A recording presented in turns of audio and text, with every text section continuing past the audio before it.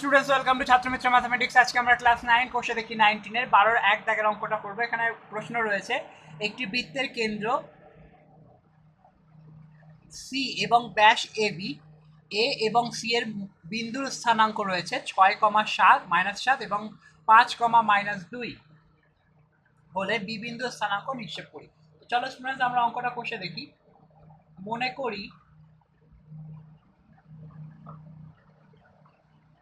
করি বি বিন্দুর স্থানাঙ্ক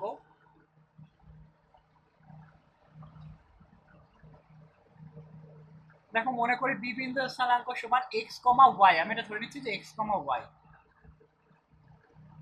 তাহলে এই এ বিন্দু এবং বি বিন্দুর মধ্যবিন্দুর স্থানাঙ্ক হলো এই সি, কারণ বৃত্তের কেন্দ্র রয়েছে সি। তাহলে সুতরাং লক্ষ্য করো, শর্তানুযায়ী যদি আমরা করি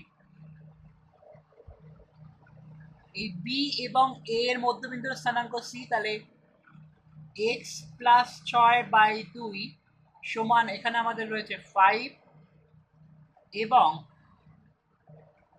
ওয়াই রয়েছে -4, তাই ওয়াই -7/2 সমান কিন্তু রয়েছে আমাদের -2। তাহলে যদি আমরা সমাধান করি এক্স প্লাস 6 সমান 5 দুগুণ 10, বা এক্স সমান প্লাস 6 পাশে গেলে মাইনাস হবে, মানে 10 - 6 মানে 4।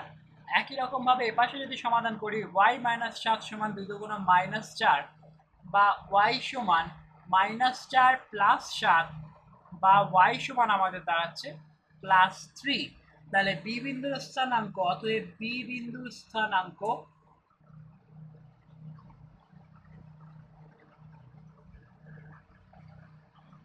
4,3। তাহলে কি করলাম, আমি বি বিন্দুর স্থানাঙ্ক ধরে নিলাম এক্স ওয়াই। তাহলে এ আর বি এর মধ্যবিন্দু বলেছে সি, কারণ বৃত্তের ব্যাস রয়েছে এবি এবং সি কেন্দ্র।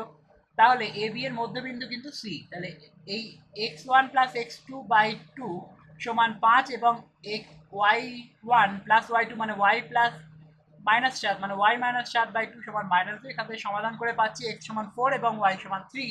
তাই বি বিন্দুর স্থানাঙ্ক 4,3। তো এটাই হচ্ছে আমাদের উত্তর। তো স্টুডেন্টস, অঙ্কটা বুঝতে তোমাদের অসুবিধা হলে ভিডিওটা আবার দেখো, অথবা ছাত্রমিত্র অ্যাপ ডাউনলোড করো, যেখানে তোমার বইয়ের সব অঙ্কের সুন্দর সমাধান রয়েছে।